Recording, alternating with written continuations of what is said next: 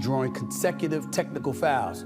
The ejection happened after Reese was called for her 5th foul and was, quote, disrespectfully addressing, end quote, official Charles Watt. Cashed in, literally cashed in, but her attention, her notoriety is based off Caitlin Clark. Because she wins the national title, first thing she does, she mocks Caitlin Clark. Well, we won today. We won today, but they just told me I'm an all-star.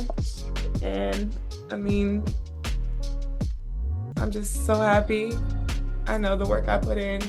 Coming into this league, so many people doubted me and didn't think my game would translate, and I wouldn't be the player that I was in college, or better, or would be worse, and wouldn't be where I am right now. But I trusted the process, and I believed. And Angel Reese just couldn't take it anymore. The experts came at her hard, and honestly, it was bound to happen. But what really set things off? Caitlin Clark's insane 35-point explosion on September 15th. Reese waved it off as just luck. Really, Angel? 35 points in a game, and you think that's luck? If it was, maybe you should start looking for your share, because it's clearly been missing on the court lately. And let's not forget, when Caitlin dropped those daggers right in front of you during that heated Indiana game, how did you react? You couldn't handle it, so you smacked her. Real talk. Is this about rivalry, or are we witnessing something deeper here? Each video you see is crafted by one person, pouring countless hours into every detail. If you appreciate the effort and passion, hit like and subscribe. Your support truly makes it all worthwhile. Now, let's get back to the point. Not a flagrant foul penalty one, which it probably should have been upon review, at least by our account. This, you could have gotten Reese for a personal, but you can also see that being a no call. That split-second outburst of jealousy, it didn't just stain your image, Angel. It cost your team the game. One reckless move, and everything fell apart. Meanwhile, Caitlin, she's not out here losing control. She's out here making history, one record at a time. And now, the experts have had enough. They're done staying quiet, and they're making it crystal clear. When it comes to composure and impact, Clark's light years ahead. Don't do it. I'll be quick, because you may call it hate. What I will call it is envy. What we are seeing with Caitlin Clark. And if you're thinking this is all about race, that Angel's getting roasted because she's black, while Caitlin's getting all the praise because she's white, let's set the record straight. Stephen A. Smith, the man who never holds back, has had his say on this. And here's the kicker. He's black too. Stephen doesn't play favorites, and when he sees a performance, good or bad, he calls it like it is. And Angel, she's not immune. In fact, when Stephen A. drops a take, you know it's gonna sting. His brutal, no-nonsense critique of Angel's recent behavior, it's one for the books. Controversial technical foul on her teammate, Kennedy Carter, who shoved Caitlin Clark, a move that drew national headlines. Reese made it clear that fans are watching women's basketball not because of, quote, one player, but because of her as well. Today, the WNBA rescinded the second technical upon further review, according to a league source, which does not mean much at this point in my estimation. Angel, come on, really? Do you actually think WNBA fans are showing up for you? No disrespect, but let's get real here. What fans are actually thinking about when it comes to Reese? Well, it's right here on your screen. Joking manner, she has made the WNBA and they hate it. What's the girl, PBD, the #1 draft of last year? Was it last year? Angel Reese. Angel Reese was talking crap about her. She's like, it's not just her. What about me? But you're not talking about it on Speak. You're not talking about it on Fox. You're not talking about all these other networks, because this girl, Caitlin, is bringing that attention to. All right, let's cut through the noise. What Angel Reese claimed, was it actually true? It's time to back it up with some hard data. Check out these stats and see for yourself what the numbers really say. Spoiler alert, the truth might not be what you expect. BA viewership, okay? Game, 7,300 in attendance, okay? The average Angel Reese game is 10,100, 10,200, they come to watch her. You know what the average attendance is when Caitlin Clark plays home or the road? What? 15,300, wow. Okay? 15,300. Now, I want to hear from you. Drop your thoughts in the comments below. What's your take on all this drama? Meanwhile, Stephen A. Smith has been on an absolute rampage, turning Angel Reese's game into a high-profile case study. He's not just throwing out hot takes. He's backing up his critiques with detailed stats, game footage, and a comprehensive breakdown of why Caitlin Clark is playing on a whole different level. Stephen's gone full analyst mode, dissecting every play to show just how far Clark is ahead. And Angel, she's not taking it well. Instead of focusing on improving her game, she seems more preoccupied with her personal brand as the face of the WNBA. WNBA. Meanwhile, Steven is relentless, making his case clear. Better of her at every turn. Nobody's questioning that you can't go after her. But what I was saying was, although whether it's jealousy, envy, resentment, it's all justifiable because there were people that were pounding the pavement and going through so much to help elevate the WNBA's profile long before Caitlin Clark ever came along, and yet were denied that level of recognition and that level of appreciation. Let's be honest, everyone. Caitlin Clark is a groundbreaking presence in women's basketball. Her extraordinary skills, record-setting accomplishments, and significant influence on the game have truly set her apart. AM noon. And in the process of talking about that particular subject, one of the things that I highlighted was that Caitlin Clark's the golden goose. She happens to be a terrific talent who's white and very, very marketable. Stephen A. Smith is absolutely on point. Caitlin Clark not only has the talent, but also possesses an incredible marketability that sets her apart. On the flip side, Angel Reese recently had a public meltdown, breaking down in an interview as she accused experts like Stephen of trying to humiliate her. This emotional outburst only adds fuel to the fire, contrasting sharply with Caitlin's poised and impressive presence in the spotlight. I don't really get to stand up for myself. I mean, I have great teammates. I have a great support system. I got my hometown. I got my family that stands up for me. I don't really get to speak out on things just because I just try to ignore, and I just try to stand strong. Like, I've been through so much. I've seen so much. I've been attacked so many times. Instead of confronting the reality that Caitlin Clark is soaking up the spotlight because she's absolutely dominating the court, Angel Reese is dodging the truth like a missed pass. Stephen A. Smith isn't personalizing his critique. He's simply calling it as he sees it. Caitlin's performance speaks volumes, and Angel needs to acknowledge that. It's not just Stephen A. who's calling her out. Voices from across the sports world are chiming in. Yet, rather than taking this criticism as a chance to improve, Angel seems stuck in a victim mentality, acting like she's being unfairly targeted. This isn't a playground, it's the WNBA, where competition is relentless. When you're under the spotlight and people point out flaws, it's time to step up, not play the victim. This reaction, it's honestly surprising. Was, although whether it's jealousy, envy, resentment, it's all justifiable because there were people that were pounding the pavement and going through so much to help elevate the WNBA's profile long before Caitlin Clark ever came along, and yet were denied that level of recognition and that level of appreciation. The bottom line is, since Caitlin Clark is the one here now, ride the wave. Rising tide lifts all boats, as they say. Take a look at her recent game against the Dallas Wings. Caitlin Clark was unstoppable, lighting up the scoreboard with 35 points and leading her team to a nail-biting 1-point victory with a jaw-dropping run in the fourth quarter. Every time Caitlin steps onto the court, she's not just playing, she's rewriting the record books. Her performances are nothing short of legendary, cementing her status as a true game changer. Look at the wave that she's created.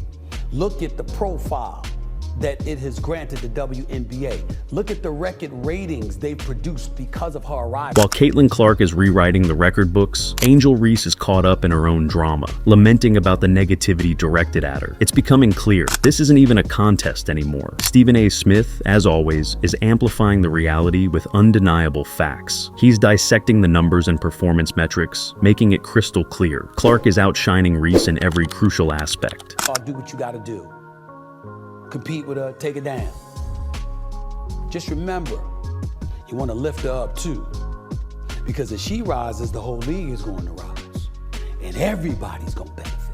Yet, for some inexplicable reason, Angel Reese seems stuck in denial. She's clinging to the notion that she's the undisputed face of the WNBA, even as the evidence and performance statistics tell a different story. It's almost like she's living in an alternate reality, where her self-image doesn't align with the harsh truths of the court. Green is about the Benjamins. It's about Caitlin Clark. It's about, look at all the eyeballs and look at all the traction and all the money and all the relevancy that she's bringing to the game, the WNBA, a league that has never turned a profit in 27 years of existence. Anyone who disagrees with Angel Reese is quickly labeled an attacker. But let's be clear, experts like Charles Barkley aren't aiming to bring her down. Instead, they're delivering a crucial dose of reality. They're not just criticizing for the sake of it. They're offering a stark reality check, highlighting exactly where she needs to step up.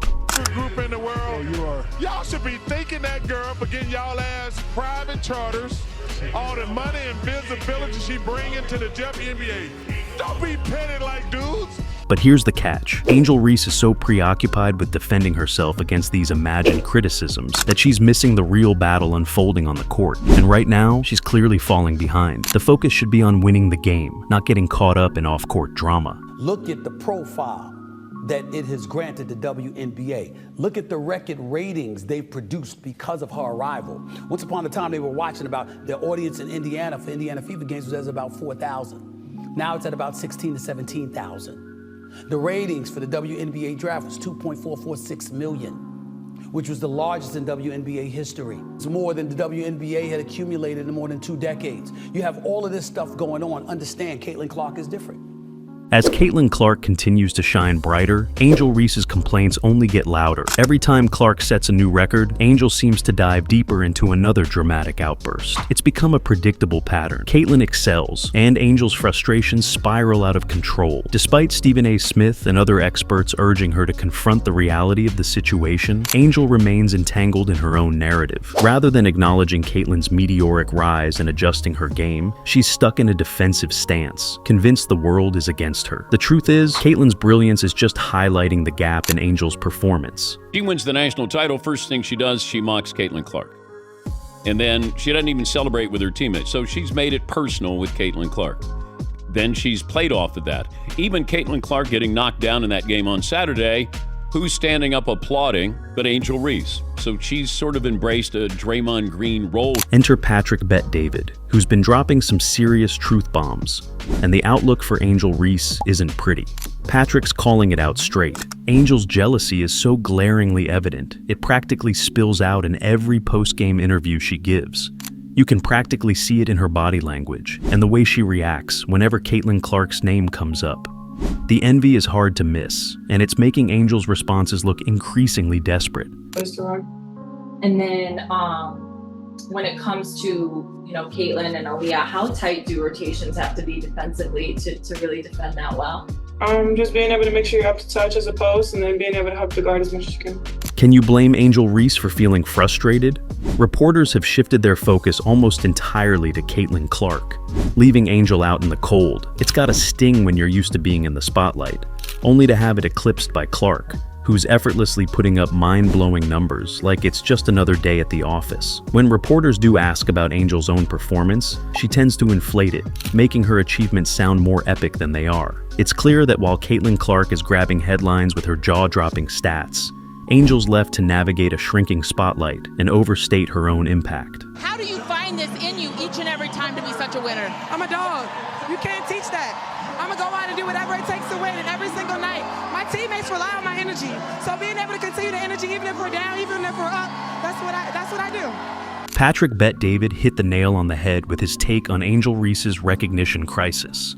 Angel's undeniably talented, but Caitlin Clark is out there shattering records and stealing headlines as if it's just another day at work. The contrast couldn't be starker. While Angel grapples with a diminishing spotlight, Caitlin's making waves that turn heads across the league. WNBA has been around a couple of decades, and people didn't notice the game. They're noticing it now. Well, that's because of Caitlin Clark, not Angel Reese. Meanwhile, Angel Reese's interviews have become more of a venting session than anything else. She's constantly lamenting how it feels unfair to be perpetually compared to Caitlin Clark.